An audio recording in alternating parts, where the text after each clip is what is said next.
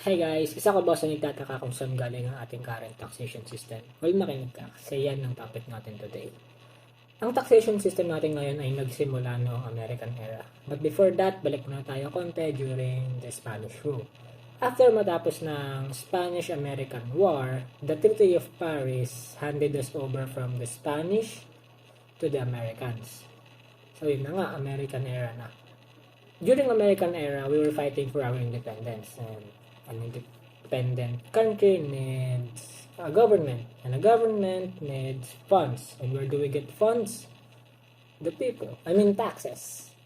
Yes, so to properly manage our taxes, we needed to fix our current taxation system. So doon na nga pinanganak si BIR or yung Bureau of Internal Revenue, na ang trabaho niya is bigyang ayos yung ating current na magulong taxation system dahil sa Spanish era.